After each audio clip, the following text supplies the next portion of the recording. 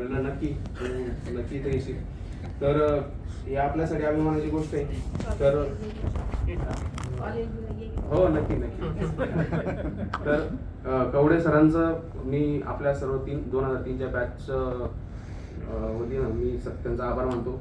त्यानंतर आपल्या लोमटे मॅडम त्यांनी म्हणजे त्यांच्याकडे तो गेस्ट होते, ते गेस्ट असताना सुद्धा ते आपल्या इथं आल्या आणि कार्यक्रमाला त्यांनी खरंच आपल्याला मोलाचं मार्गदर्शन केलं, त्याबद्दल त्यांचाही खूप खूप आभार. त्यानंतर आपल्या ज्या संचालिका आहेत शीतल देशमुख मॅडम, ज्यांच्या लग्नामध्ये आपण सगळे व्हॉलंटियर होतो, इथंच त्यांचं लग्न झालेलं होतं. तर त्याही आल्या, त्यांनी सर्वप्रथम आपल्या कार्यक्रमात मनोगत व्यक्त केलं, त्यांचंही खूप खूप आभार. त्यानंतर आपल्या प्रशालेचे मुख्याध्यापक आहेत नंदकुमार गायकवाड सर. खरं तर आम्ही ज्यावेळेस त्यांना भेटलो तर त्यांनी आम्हाला रिअलाइज करून दिलं अगोदर की मी तुमच्यापेक्षा वयानं खूप लहान आहे.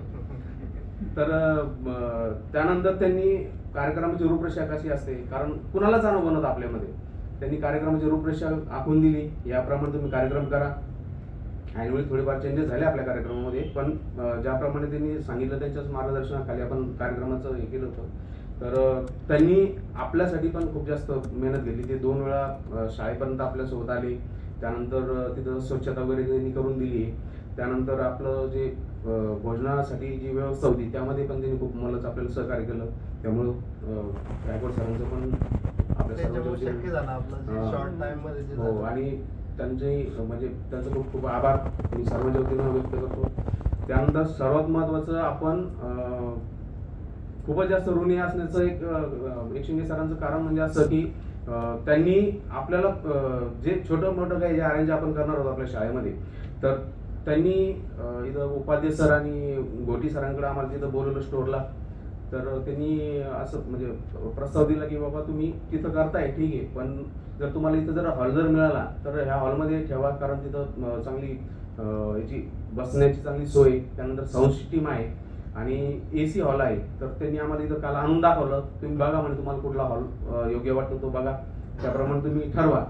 तर सर्वात महत्त्वाचं म्हणजे आमच्या मनामध्ये थोडी एक धाकधूक होती ती मी इथं सांगणार नाही, पण सरांनी ती ओळखली बरोबर. आणि म्हणजे आता साहजिकच आहे, आपण त्यांचे विद्यार्थी म्हटल्यानंतर आपल्या मनात जो प्रश्न पडला तर त्यांनी बरोबर हेरला आणि त्यांनी त्याचं सोल्युशन त्यांनी स्वतःच दिलं. त्याबद्दल मी तर सांगणार नाही ते काय होतं, पण त्यांचं म्हणजे थोडं जास्तच आणि हात जोडून मी त्यांचा आभार व्यक्त करतो सर्वांच्या वेळेस. सांगून दे ना सगळे आपल्या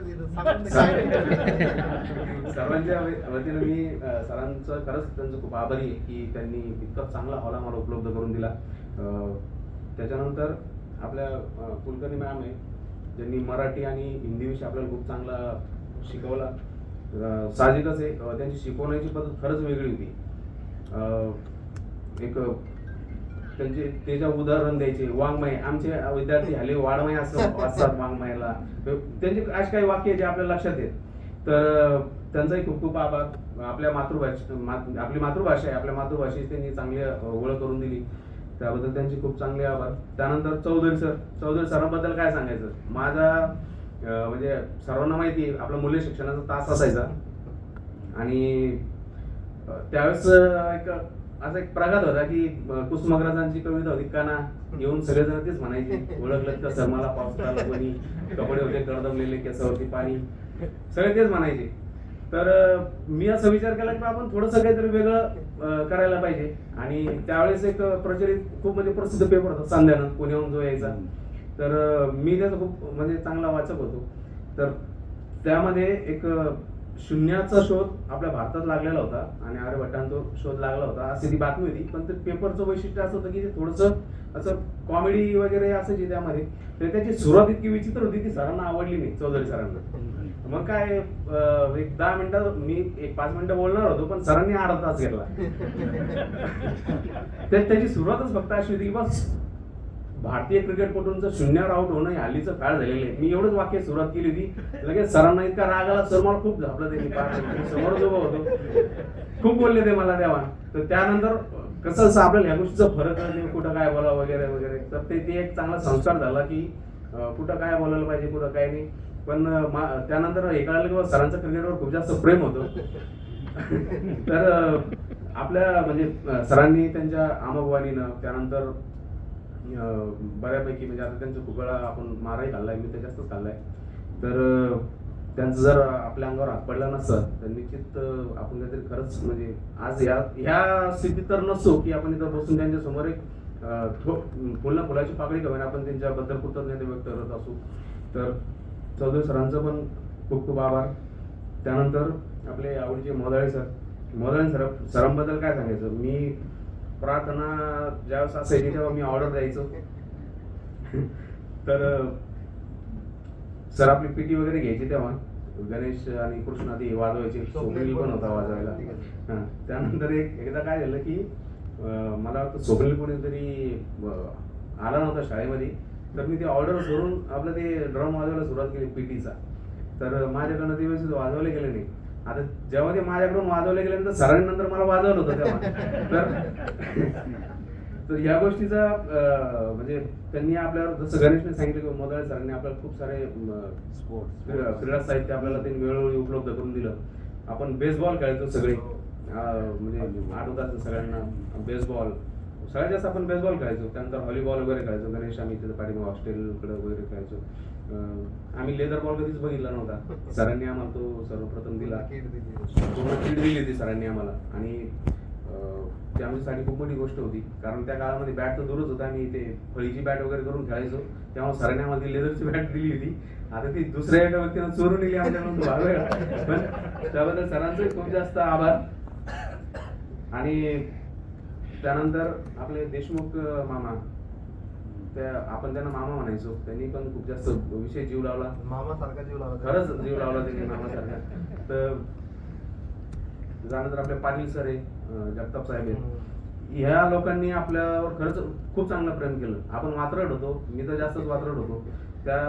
त्याच्यामध्ये त्यांनी आपल्याला सहन केलं, स्वतःच्या मुलासारखं सांभाळलं. मग अशी चौधरी सरांनी बोलताना सांगितलं की शालेय शिक्षणामध्ये शिक्षक ज्यावेळेस आपल्याला स्वतःच्या मुलाप्रमाणे वागवतात, समजून सांगतात, तसं महाविद्यालयीन जीवनामध्ये आपल्याला असं कोणी सांगत नाही. ही गोष्ट खरीच. आम्हाला खूप म्हणजे एवढी इच्छा होती की कॉलेज म्हणजे काय, तिथं नाही गेलं तरी चालतं, आम्ही मौज मजा करू, फिरू इकडं तिकडं असं करू. पण तो क्षणिक आनंद होता सर आमच्यासाठी. आम्ही काय गमावलंय हे आज आम्हाला कळतंय.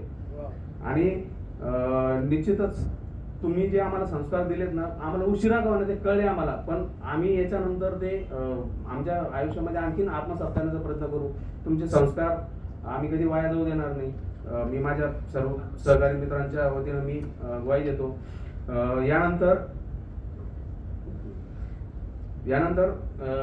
आपले सर्वांच्या आवडतीचे दोडके सरांबद्दल काय बोलायचं. दोडके सरांचं आपल्या गावातल्या प्रत्येक मुलांवर विशेष लक्ष असतं. ते जेव्हाही भेटतात ते आपुलकीनं विचारपूस करतात की बाबा हा कुठे आहे, तो कुठे आहे, तुझं काय चाललंय.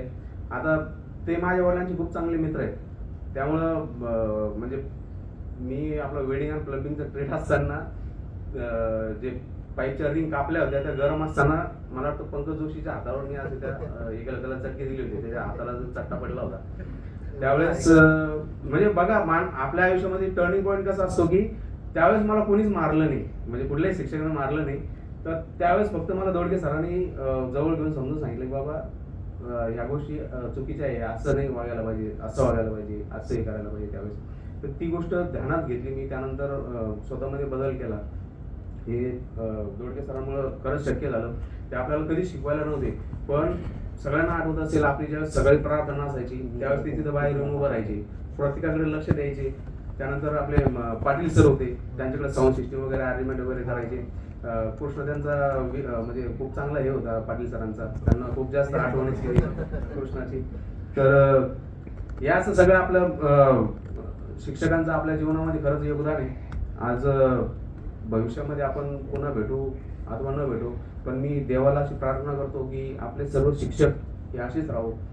जेव्हाही आपल्याला असा योग येईल की आपण भेटायचं ठरवू, ते प्रत्येक वेळी आपल्यासाठी उपलब्ध असावेत आणि त्यांनी आपल्याला वेळोवेळी मार्गदर्शन करावं अशी मी देवाच्या प्रार्थना करतो. आणि तुम्ही सगळ्यांनी अत्यंत ते सगळे व्यस्त त्यांचा कार्यक्रम असताना सुद्धा त्यांनी आपल्यासाठी वेळ दिला, त्याबद्दल मी सर्वांच्या वतीने त्यांचा आभार मानतो. आणि आपल्या सहकारी मित्रांचं पण आभार मानणं तेवढंच गरजेचं आहे. त्याच कारण असं होतं की खूप कमी वेळामध्ये आपण आपल्या वर्गमित्र आणि मैत्रिणींपर्यंत पोहोचलो. त्यामध्ये मला सगळ्यात जास्त कौतुक वाटतं स्वप्नील कोळेकरचं. त्याला म्हणजे जो खरंच नियोजित कार्यक्रम होता दिल्लीला, तो जाणार होता पण त्यांनी तो कॅन्सल केला. त्यात आपला सुनीलचं पण एक फॅमिली ट्रिप होती, आज त्यांनी ती कॅन्सल केली. त्यानंतर संतोष सानपबद्दल पण आमचे यांनी बोललं, त्यांनी पण म्हणजे खरं तर मनोगत व्यक्त करायला पाहिजे होतं. त्यानंतर सचिन चोपडे, प्रेम चव्हाण, सचिन लोणकर, पंढरनाथ घोडके, लक्ष्मण सांगुळे, पंकज जोशी, रवींद्रवीर बद्दल बोलायचं राहिलं की आपल्या या आयोजनामध्ये त्याचा सिंहाचा वाटा आहे रवींद्रवीरचा. आणि त्याचा म्हणजे थोडंसं त्याच्या कॉलेजला काहीतरी लिगल ऍक्टिव्हिटी चालू आहे, तर त्यामध्ये तो खूप व्यस्त होता. आणि त्यांनी जे कोणी त्यांचे गेस्ट आलेले त्यांना सांगितलं मी 2 दिवस येणार नाही, तुम्ही तुमचं कसं ऍडजस्ट करतो तुमच्या हिशोबाने करा, मला इथं जाणं खूप गरजेचं आहे असं त्यांनी सांगितलं. तो सांगितली पूर्व मी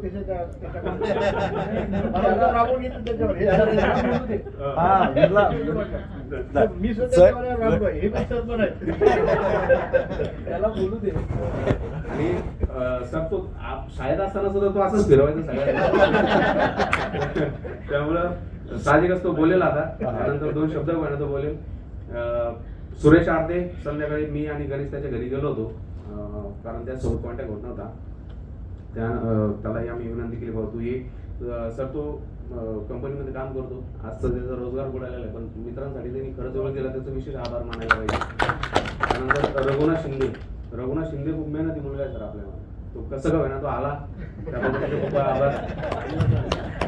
त्यानंतर एक आपल्यामध्ये जे भौतिक स्वरूपामध्ये नाही आहेत त्यांचा उल्लेख करणं खूप गरजेचं आहे.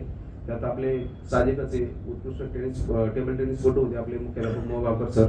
त्यानंतर साठे सर, मासळी बोले आपल्या पिलांना. मला असं वाटलं होतं कोणीतरी ती कविता म्हणेल इथं, बाळू बोलेल ती पूर्ण ती कविता. तर त्यानंतर लालसिंग पवार खूप चांगला मुलगा होता, दुर्दैवाने तो आपल्यात नाही आज. त्यानंतर असलम पठाण मला नाही वाटतो जास्त कोणी त्याला ओळखत असेल, तो आणि मी पहिलीपासून सोबत होतो. त्यानंतर राजेंद्र चोपडे, त्यानंतर राजेंद्र चोपडे, दुर्दैवाने तो गेला, खूप चांगला मुलगा होता तो सुद्धा.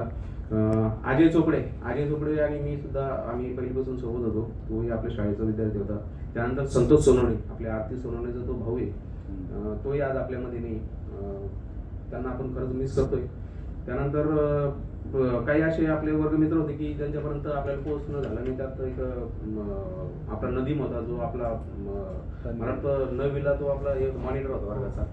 त्यानंतर संतोष दराडे, जो 8वीला आपला मॉनिटर होता. आणि एक मोहम्मद तन्वीर, त्यांच्यापर्यंत आपण पोहोचू शकलो नाही. तर ही खंत राहील, पण एक मात्र नक्की की पुढच्या वर्षी आपण सर्व आवर्जून भेटूया, यापेक्षाही आणखीन जास्त जोमानं काम करूया. यापेक्षाही म्हणजे आपल्या जी ओढ निर्माण झाली आता भेटण्याची, हीच आपण कायम ठेवूया. आणि भविष्यामध्ये सुद्धा आपण जसं मॅडमने सांगितलं होतं आपल्याला, लोमट्या मॅडमने, की तुम्ही कॉन्टॅक्टमध्ये राहा, एकमेकांच्या कॉन्टॅक्ट असणं खूप गरजेचं आहे. तर आपण एकमेकांच्या कॉन्टॅक्टमध्ये राहूया. आणि मी परत एकदा सर्वांचा आभार व्यक्त करतो की त्यांनी त्यांचा व्यस्त याच्यातून वेळ दिला, त्याबद्दल त्यांचे खूप खूप आभार. आणि हे झाल्यानंतर आपल्याला रवींद्रवीर 2 शब्द बोलेल, तो बोलल्यानंतर सरांची इच्छा आहे तर त्याच्यानंतर मग आपण जेवणाचा कार्यक्रम करणार. पाटील सर एक 2 शब्द बोलतील, नंतर आपण जेवणाचा. वीर बोला, नंतर रवी बोल. धन्यवाद.